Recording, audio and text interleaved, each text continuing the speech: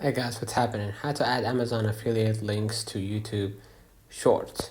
So you're gonna go ahead to your specific product, okay? And you're gonna see Amazon Associates, like in the screenshot at the top, and you're gonna hit text, and a link will be generated for this specific product. So let's say, for example, I'm going to promote this product, right? This headphones, okay?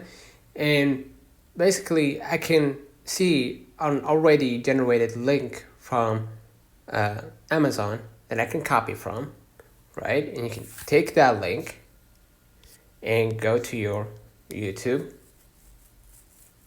right?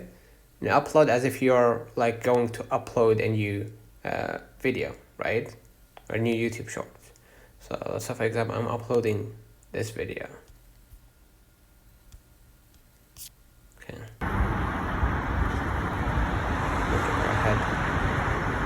Upload this video.